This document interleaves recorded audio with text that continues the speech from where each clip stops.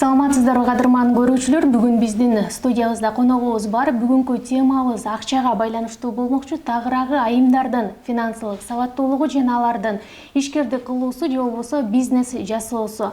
Бүгүнкү биздин коногубуз Эл аралык эмгек уюмунун Кыргызстандагы өкүлү, бизнес тренер Айсулуу Мейманканова. Саламатсызбы, кош келипсиз. Саламатсызбы, Пери. Жакшы келип алдыңызбы? Рахмат. Алгач эле маек болсун. Рахмат, сиздики дагы бирге болсун. Маегибиздин баштаардан мурда биз сиздин бейнеңизди ачып алалы, биздин көрүүчүлөрүбүзгө өзүңүздү тааныштыра кетсеңиз. Менин атым Айсулуу, фамилия Мейманканова. Азыр өзүңөр айтып кеткендей, мен өзүм Жалал Абад областында төрөлүп чоңойгом. Анан көп жылдар бою ушул көп жылдан бери, уже бир 15 жылдан бери ушул эл аралык уюмдарда иштеп жүрөм. Азыркы күндө ошо эл аралык эмгек уюмунун аялдардын жана кыздардын мүмкүнчүлүктөрүн кеңейтүү боюнча долбоордо координатор болуп иштейм. Эң сонун биздин сунушубузду четке какпай эфирге келип маек куруп берип атканыңыз үчүн чоң рахмат. Анан эми биз рахмат чакырганыңыздарга. Эми биз өзүбүздүн темабызга кайрыла турган болсок, айымдардын финансылык сабаттуулугу деп жатпайбызбы? Негизи эле финансылык сабаттуулук дегенди кандай түшүнсөк болот? Бул акчаны сарамжалдуу коротуубу, акчаны экономдоп, мындайча айткандачы, жөнү жок эле тапкан кирешеңди асманга чачпай, туура коротууну бул финансылык сабаттуулук деп түшүнсөк болобу? Негизинен ооба, сиз туура айтып атасыз, туура белгилеп кеттиңиз.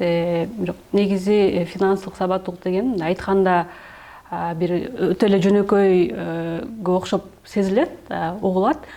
Бирок бул деген мааниси өтө мындай терең деп айтсак болот, же болбосо ар бир адам үчүн маанилүү деп айтсак болот да. Мисалы үчүн жаңы төрөлгөн бала үчүн деле өкмөт тарабынан ар бир мамлекет деле да аз болсо дагы бир эме пособие деп коет, ушул жөлөк пул деп коет го, кичинекей балдарга деле. Алар иштебейт, алар киреше таппайт, бирок алардын деле өзүнө жараша расходу болот дегендей да, чыгымдар болот дегендей. Ошон үчүн ошондуктан бул ушундан эле түшүнсөк болот да, ар бир адам үчүн маанилүү экенинчи негизи. Анан вот үй бүлөдө бала төрөлдүбү, ошол бул үй бүлөгө мындай үй бүлөгөнүн кирешесин, анан ошо чыгашаларын туура пайдалануу үчүн дагы бул мындай пландаштыруу деп айтсак болот да. Эмне үчүн мен ушу баладан баштап атам, бала төрөлгөндөн баштап. Себеби дегенде бул негизинен айта турган болсок, кыскача айта турган болсок, ар бир адам үчүн деп киреше, тапкан кирешесинен чыгашасы ашып кетпеш керек да. Тескерисинче ар бир адам үчүн, ар бир семья үчүн, үй бүлө үчүн тапкан кирешесинен чыгашасы мындай сарамжалдуу, же болбосо туура пайдаланып, ашыкча расход кылбай туура пайдаланып, анан мындай топтоо, акча топтоо деген түшүнүк бар. Акча топтоо, сактоодун дагы үйрөнүшүп, анан финансылык максаттарды коюп, туура коюп, ошол финансылык максаттарга пландаштырып жетүү, ошону финансылык сабаттуулук деп айтсак болот да. Эми аны мындай тереңирээк айтсак, бул негизи көп. Мисалы үчүн эл аралык стандарттар бар. Адамдардын финансылык сабаттуулугун мындай баалоо боюнчачы. Ал эми орусча айтканда вот умение деп коет да, вот билген нерсен, көп маалыматты билебиз, билимдерибиз бар, бирок аны канчалык деңгээлде туура колдоно алабыз, умение деп коет да, алган билимди, же болгон билимди. Анан финансылык сабаттуулук боюнча ошол дагы эл аралык стандарттар боюнча айтканда, мисалы үчүн жөн гана туура пайдалануу эмес, же жөн гана билип алуу эмес, аны мындай эмебиз бар го, мындай адат өзүбүзгө туура финансылык сабаттуу болгонду, же болбосо жакшы финансылык өнөктөрдү өзүбүзгө адат кылганды да билиш керекпиз да. Бул поведение деп коет да. Абдан жакшы. Негизи эле биздин өлкөдө, Кыргызстанда айымдарыбыздын финансылык сабаттуулугу кандай деңгээлде деп баалай аласыз? Мен кайра сизге өзүңүзгө суроо бергим келип атат. Эмне үчүн аялдардын финансылык сабаттуулугун мындай бөлүп атабыз, мырзалар менен айымдарды өз-өзүнчө бөлүп алганыбыздын жөндүү себеби бар. Сиз негизинен долбоорлорду айымдар менен өзгөчө ишкер айымдар менен жүргүзө турбайсызбы? Ошого байланыштуу биз айымдарга басым жасап атабыз. Мырзалардыкын дагы айтып кетсеңиз болот, бирок негизги темабыз айымдар. Негизи өзү финансылык сабаттуулук боюнча ала турган болсок, мындай мен бөлүп айта албайм. Эмне үчүн мындай, эмнеге биз бөлүп караш керек дегенди, себеби дегенде бул биринчиден ар бир адам үчүн маанилүү, экинчиден бул үй бүлө, үй бүлөдө аялдар, эркектер, кыздар, балдар болуп баарыбыз катышабыз. Ошон үчүн бирок сиздин сурооңуздун дагы мага кызыктуу болуп атат. Себеби дегенде, ооба, негизи финансылык сабаттуулукту аялдар үчүн мындай өзгөчө көңүл буруп, бөлүп эмес, бирок өзгөчө көңүл буруп караш керек. Себеби дегенде, аялдардын мүмкүнчүлүктөрү финансылык сабаттуулук жагынан болобу, же болбосо негизи эле ушул бир аз чектелүү. Биз жана закон боюнча деле айтып жүрөбүз, аялдар менен эркектер тең укуктуу депчи. Бирок укуктарыбыз бирдей, мүмкүнчүлүктөрүбүз ар кандай. Аялдардын, жаштардын мүмкүнчүлүктөрү чектелүү. Анан финансылык сабаттуулук эмне үчүн аялдар үчүн маанилүү? Биз эмне үчүн мындай өзгөчө проекттерди, долбоорлор жасайбыз аялдар үчүн, кыздар үчүн? Себеби дегенде, бул кандай десек, аялдардын финансылык сабаттуу болгон аял болобу же эркек болобу, жаштардын менен аялдарга көңүл бурганыбыздын себеби бул жөн гана эркиндик бербестен, сөз эркиндигин дагы мындай өзүнүн оюн айтуу, үй бүлөнүн ичиндеги коомчулукта өзүнүн оюн айтуу эркиндигин дагы мындай күчөтөт да, же болбосо мындай ошондой мүмкүнчүлүк берет деп айта алам да. Өзү финансылык сабаттуулугун жоюп, өзү мисалы финансылык эркиндикке чыкса, анын дагы башка көптөгөн нерселерге мүмкүнчүлүктөр ачылат да. Ошон үчүн айымдар үчүн дагы финансылык сабаттуулук маанилүү деп эсептедик. Жакшы. Ал эми учурда Кыргызстандагы айымдардын сабаттуулугун дагы да жогорулатыш үчүн, айымдардын сабатсыздыгын жоюш үчүн мындайча айтканда, кандай иш аракеттерди көрүп, эмне жумуштарды аткарып жатасыздар? Айымдардын сабатсыздыгын деп айтсак, бир аз мындай финансылык сабаттуулугу боюнча айта турган болсок, биз азыр айтып кеткендей, долбоорлорубузда өзгөчө аялдар жана кыздардын деп бөлүп айтып атабыз. Кайра эле аялдардын финансылык сабаттуулугу же болбосо финансылык эркиндиги жоктугуна байланыштуу алардын мүмкүнчүлүктөрү чектелүү.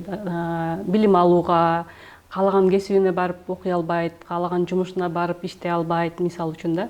Анан ошон үчүн анын баардыгы эгерде акча болсо, акчаны биз мындай көнүп калганбыз да, кичинекейибизден мүмкүн мындай акча жаман дегендечи, же болбосо анан мындай биз акчаны ошон үчүн акчаны мындай жакшы көрбөш керек деген сыяктуучу.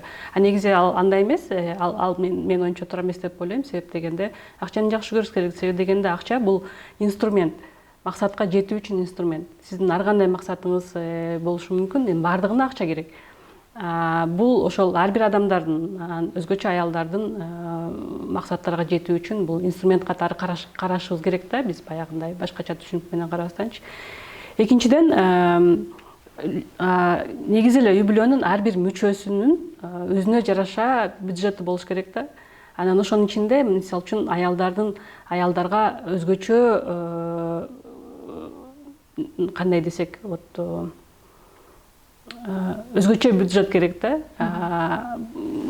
Жөн эле тамаша катар деле айтып жүрүшөт да. Мисалга, толтура көйнөгү турат шкафта, анан кийин бир жака барайын десе, конокко барайын десе, көйнөгүм жок деп айтат депчи. Ал эми мындай общий айтылган, жалпы айтылган сөз, бирок негизи аялдардын өзгөчө расходдору, чыгымдары бар да, өзгөчө муктаждыктары бар. Мисалы үчүн, балдарына подгузник алганы, өздөрүнө ошол гигиеналык мындай нерселерди, средстволорду алганы аялдарга көбүрөөк акча керек деп айтсак болот да. Бул биологиялык өзгөчөлүккө жараша ошондой муктаждыктарды ар бир аялдардын ошондой өзгөчөлүктөрү бар. Анан үй бүлөдө акчаны эркек башкарат, же болбосо эркек чечиш керек деген сыяктуу дагы бир мындай стереотип болуп калган нерселер бар да. Андай эмес, андай болбош керек. Бул макулдашып ар бир үй бүлөнүн мүчөсүн, баласы болобу, кызы болобу, сен эмнени каалайсың деп анан өзүнө жараша бюджет берип үйрөтүш керекпиз. Акчаны туура пайдаланганды кичинекейинен баштап үйрөтүш керекпиз да. Ошого кандай аракеттерди көрүп жатасыздар? Балким бир бизнес тренингтерди өткөзүп атасыздарбы, курстар барбы, кандай шарттар түзүлгөн? Негизи бул финансылык сабаттуулук темасы акыркы мезгилдерде мындай көбүрөөк актуалдуу болуп келген мурдатан эле, бирок көңүл бурулганы акыркы мезгилдерде болуп атат да. Мен өзүм деле 2005-жылдан баштап ушул ишкерчилик боюнча окууларды өткөрүп, ишкерчилик боюнча кеңештерди берип, ошол багытында иштеп жүргөм. Анан бул финансылык сабаттуулук темасына 2016-жылдан баштап аралашып калдым да. Анан бул өзгөчө көңүл бурулганынын дагы себептери бар. Өзгөчө көңүл бурулган мындай канчалык мындай мамлекеттик деңгээлде көңүл бурулуп атканын да айтып кетейин. Бизде 2016-жыл, 2016-2020-жылга 4 жылга ушул мамлекеттик программа иштеп чыккан. Кыргызстандагы адамдардын, жашоочулардын финансылык сабаттуулугун жогорулатуу боюнча мамлекеттик программа иштеп чыккан. Ал программаны Улуттук банк координациялап, анан биз декабрь айында, 2020-жылдын декабрь айында аяктады. Биринчи этабы деп айтсак болот да, биринчи программа. Азыр эми экинчи дагы мамлекеттик программа иштелип чыгып атат Улуттук банк менен. Улуттук банк координациялап ар бир мындай деңгээлде мектептер үчүн, университеттер үчүн, анан кийин жалпы элдер үчүн ар түрдүү окуу программалар иштеп чыккан да. Ошол анан ушул мамлекеттик уюмдар менен анан көбүнчөсү мындай эреже болуп калгандай эл аралык уюмдар жардам берет бул окууларды каржылаганы. Себеби дегенде биздин өзүбүздүн акчабыз жок да. Анан дагы бир нерсе. Демек ошондо мектепте дагы окуу программасына кирип калабы? Киргизилген. Кошумча сабак болуп калабы? Кошумча сабак катары киргизилген. Кайсы мектептер экенин толук айта албайм, себеби дегенде алны Минобразование көбүнчөсү иштешет. Биз көбүнчөсү чоңдор менен иштегенбиз. Абдан жакшы. Ал эми региондорго, аймактарга көңүл бура турган болсок, ал жактагы айымдар, ал жактагы негизи эле жашоочулары, алардын финансылык сабаттуулугу кандай, аларга да көңүл буруп, аларга да барып кандайдыр бир тренингтерди өтүп турасыздарбы? Региондорго ар дайым эле өзгөчө көңүл бурулуш керек. Негизи дагы бир айтып кете турган нерсе, эл аралык уюмдар, долбоорлордун көпчүлүгү көбүнчөсү шаарларда иштебейт. Биз региондордо иштейбиз. Бирок бул деген шаардагы жашоочулардын финансылык сабаттуулугу мындай жогору деп деле айта албайбыз. Ал андан эмес, мүмкүн шаарда ошол маалымат алганы, окууларга катышканы шарт жакшыраак болушу мүмкүн. Региондордо биз мен өзүм аткарган долбоорлор боюнча айтып кете турган болсом, бул биз Баялай деген проект бар, Хелбетас уюму каржылаган. Бул ошол Алай районунда, Алай жана Чоң Алай райондорунда биз 3 жылдан бери Хелбетас уюму менен чогуу финансылык сабаттуулук боюнча окууларды өтүп, анан банктар менен, финансылык уюмдар менен жолугушууларды өткөрүп, ошондой иштер жүрүп атат. Биздин азыркы эл аралык эмгек уюму деп айтып атпайм, мен өзүм иштеген уюмда биз кыргыз тилинде онлайн курс, тренинг окуу программасын иштеп чыгып, жакынкы эле күндө, акыркы последний неделяда. Сөзүбүздү эми ишкерликке бурсак, сиз өзүңүз айтып калбадыңызбы, ишкер кылган айымдар менен дагы иш алып барам депчи.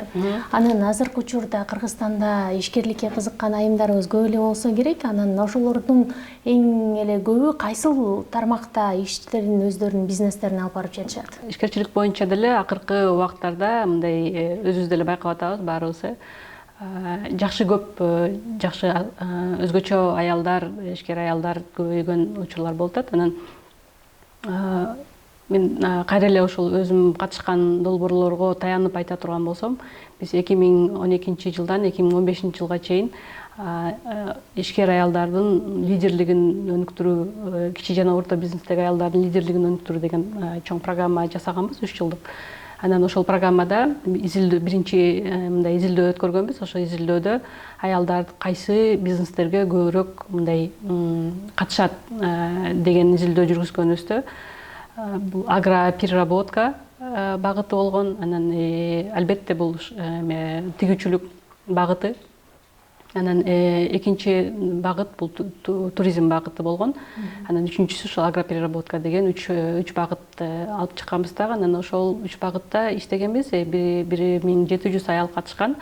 Мындай бул мындай долбоор эме болгондо, программа мындай исследовательский программа болгон деп айтсам болот да. Анан ошол биз ишкер аялдарга эмне жетишпейт окуу боюнча, финансыдан башка дагы финансылык мындай финансыдан башка дагы эмне жетишпейт деген суроонун үстүндө иштегенбиз. Кандай окуулар керек деп. Анан биз атайын окуу программаларын, атайын мындай тажрыйба алмашуу, мастер-класс деп коет, ар кайсы багыттагы уже ошол багытта иштеп аткан аялдар менен алып барып көргөзүп, ушундай көп жардамдар бергенбиз да. Анан жыйынтыгында 100 аял. Сөзүңүзгө аралжы, ошондо финансылык каржылыктан башка дагы айымдар эмнелерге муктаж экен ошол бизнес айымдар? Аялдарды негизи ошол бизнести жүргүзүүдө, ачууда үй бүлөлүк эң биринчи мындай барьер деп айтып койсок болот да, бул үй бүлөлүк милдеттер, үй бүлөлүк милдеттер. Анан аялдар ошон үчүн көбүрөөк аралашпайт, көпчүлүк убактысын үй бүлөсүнө кетирген үчүн. Экинчи барьер бул эме ушул окууларындагы жетишпегендиги.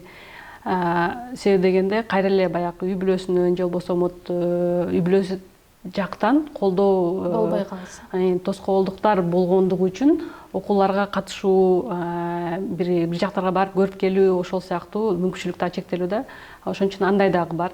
Экинчиден дагы бир үчүнчү чоң мындай барьер болгон. Бул нетворкинг деген сөз бар бизнесте. Бизнес боюнча нетворкинг, мындай тааныш, билген адамдар жакшыраак айтып берет да бир маалыматтычы.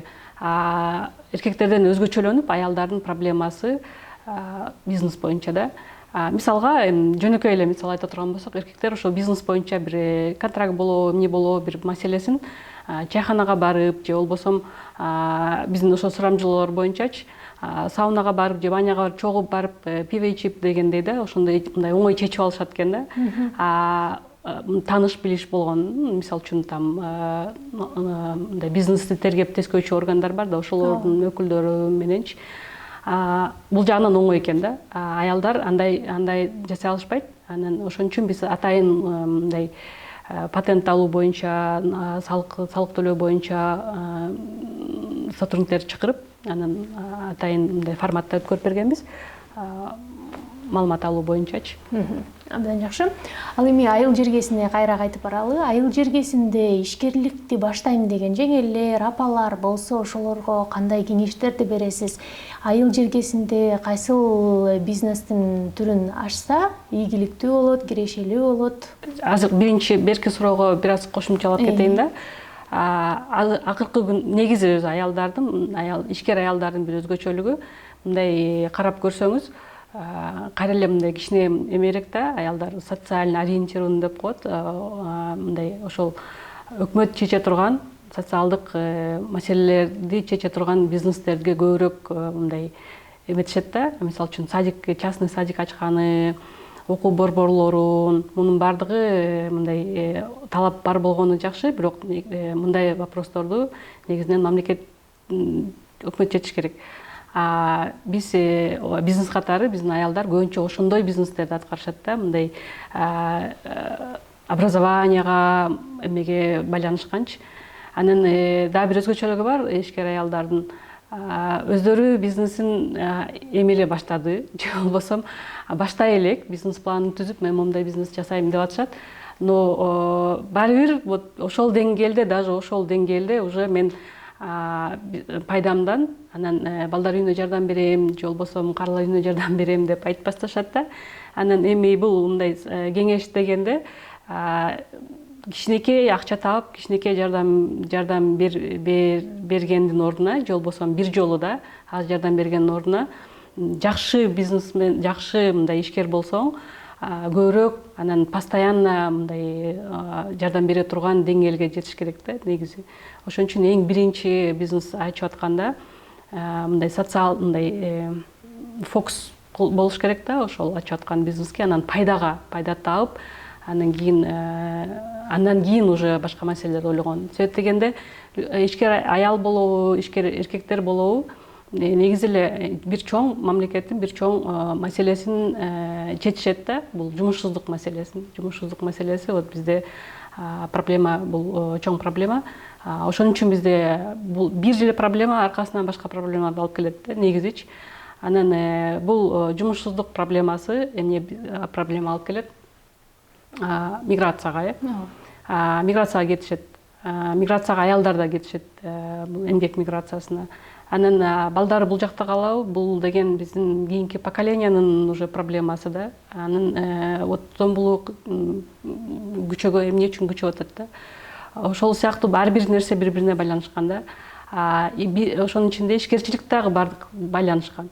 Ошого мындай бизнес ачканда, же болбосо айылдагы эжелерге деп айтып атпайсыңарбы? Аларга мындай сунуш, кеңеш деп деле айтсак болот, сунуш деп деле айтсак болот.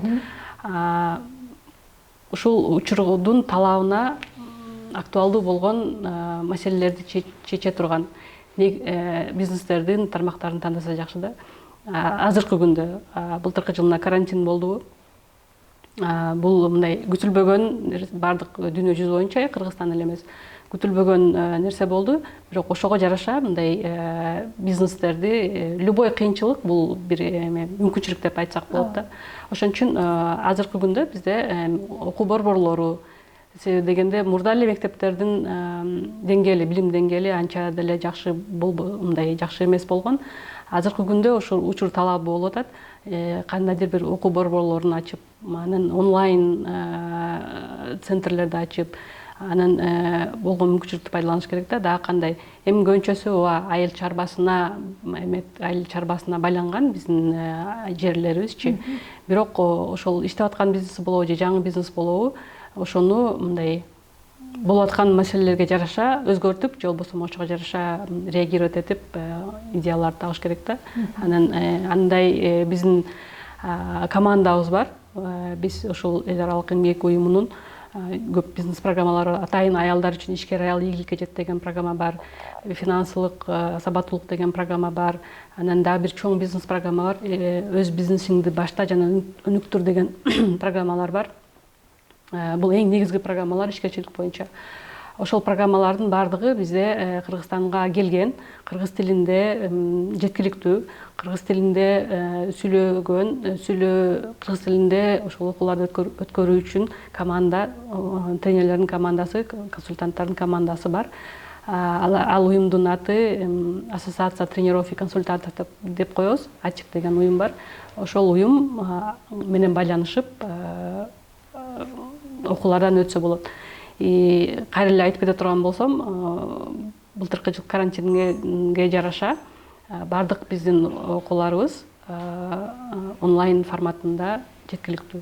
Бирде экини төрт кылып өзүң каалаган нерсеге жетиш үчүн, мисалы эркин басып, өзүң каалаган нерсени сатып алып, керек болсо саякаттоого чыгыш үчүн дагы бизге финансылык көз карандысыздык же болбосо финансылык эркиндик керек.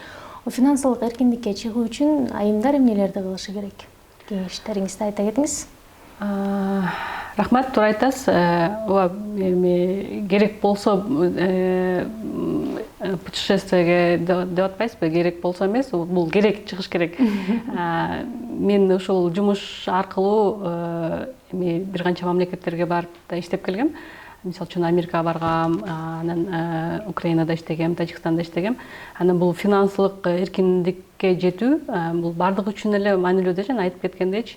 Анан ошол жактарга барганда же даже Кыргызстанда эле жүрсөңүз, көрөсүз да туристтерди, мындай кары эле адамдар, пенсия жашындагы адамдар жетелешип, вот ошо сиз айткандай саякаттап жүрүшөт да. Андан кийин биздин ата-энелерибиз кандай? Биздин ата-энелерибиз көбүнчөсү балдар, биз балдары алардын лечениясын төлөйбүз, больницага саякатташат да, мындайча айткандачы. Анан ошол нерсе менен аябай мындай жүрөгүмдү оорутат да. Эмне үчүн биз мындай ошол мындай сактоону билбейбиз, эмне үчүн ошол ашыкча расход жасайбыз, анан кийин мындай күчүбүз бар мезгилинде иштеп, бизнес ишкерчилик менен алектенип, эме жумуш акчабызды көбөйтүп, топтоолорубузду көбөйтүп, анан ошо сиз айткан эркин болуп да, финансылык жагынан эркин болуп, вот передвижение, сүйлөө, мындай финансылык жактан эркин болгон адамдын кыялдануусу даже эркин болот да. Финансылык жактан акчаңыз жок болуп турса, даже бул кыялыңызга даже мындай ограничение коет да. Ошон үчүн биринчиден ошол нерсеге жетишүүнү бул эң биринчи менин оюмча бул кеңеш сарамжалдуулук да. Биз кыргыздар, биздин ата-энелерибиз негизи чоң аталарыбызды алып караганда негизи өзүбүз сарамжалдуулукту жакшы билебиз. Азыркы күндө эмнегедир мындай көп колдоно албайбыз да ошол нерселердичи. Мисалы үчүн мурда бул холодильник жок маалында, же болбосо азыркыдай өнүккөн эмес маалында деле сүтүн, кымызын курут жасап же башка жасап сарамжалдуу да, ошол переработка, ошол нерселерди жасап келишкен. Бул деле как бы ишкерчилик да. Ошентип расход кылбай, ыргытпай, чиритип, ыргытпастан сактоо жолдорун билиш керек. Өстүргөн нерсенин акча топтоо, сөзсүз акча топтоосу болуш керек. Балаңыз болобу, кызыңыз болобу, ошолорду азыр жакшы, азыркы биздин азыркы учурда финансылык уюмдар, банктар бардык финансылык кызматтын түрлөрүн бизге сунуштайт. Кааласаңыз, вот аманат депозит салсаңыз болот, кааласаңыз кредит алсаңыз болот, кааласаңыз вот негизи инвестицияларда, анан грант жагынан да эл аралык уюмдар грант аркылуу дагы жардам беришет. Ошолордун бардыгын маалыматтуу убагында, өз убагында туура пайдаланып, туура алып, анан туура иштетүү биринчиден. Анан дагы бир нерсе, ар бир адам өзүнүн жеке финансылык планын жасап, анан ошону мындай кармаганы, аткарганы аракет кылыш керек. Себеби дегенде дагы бир нерсе бар да, бизде ушул байланышкан деп айтып атпайбызбы? Ишкерчилик жасаган менен, тапкан акчаны, көп акча тапкан менен ошону туура пайдаланбаса, анын деле пайдасы жок. Анан мындай дагы бир стереотип болуп калган түшүнүк бар. Ишкерчилик болобу, же болбосо бир жакка жумуш иштейсизби, налог төлөш керек, соцфондко төлөш керек десе, ой эме жарыбаган пенсия берет, андан көрө аны албай эле коеюн дейт. Же болбосо ой пенсияга чейин ким бар, ким жок деп айтышат да. Мындай иштеп аткан мезгилдечи. Анан ошондой туура эмес нерселер болбош керек. Биз ошол финансылык сабаттуулук боюнча кандайдыр бир эрежелерин аткарсак, бул өзүбүзгө эле жакшы да, биринчи, экинчиден. Анан дагы бир нерсе, ар бир адам, үй бүлөнүн ар бир мүчөсү финансылык жактан сабаттуу болбосо, биз мигранттарды да эмне үчүн миграцияга кетип атабыз, ошо акча табыш үчүн кетип атабыз да. Анан бирок бул жакта калган ата-энелерибиз болобу, же болбосо ата-энелер иштеп аткан болсо, балдары болобу, кичинекей акча керек болсо деле ошо мигранттарга чалып акча сурай берет экенбиз да. Анан тойго акча кошуш керекпи, шеринеге акча кошуш керекпи, ошолордун бардыгынчы, ошого окшогон мындай. Анан бул жакта да финансылык планыбыз жок, бул тигилердин да финансылык пландарын, максаттарын бузуп, анан табабыз акчаны, бирок ошону туура эмес иштеп эле ошондой туура иштетиш керек да. Негизи ошол да тапкан акчаны туура иштетиш керек. Кирешеден чыгаша ашып кетпегени эң биринчи эреже ошол. Ашып кетпеген аракет кылыш керек. Анан акча топтоону үйрөнүш керек. Чоң рахмат. Ушун менен биз дагы маегибизди жыйынтыктайлы. Сизге келип бизге аябай пайдалуу маалыматтар менен бөлүшкөнүңүз үчүн терең ыраазычылык билдиребиз. Мындан ары да иштериңизге ийгилик каалайбыз. Рахмат, сизге да ийгилик. Эми бүгүн бизде студиябызда бизнес-тренер Айсулуу Мейманканова болду. Сиздерге пайдалуу берүү болду деген ишеничтебиз. Кийинки эфирлерден амандашканга чейин коштошобуз.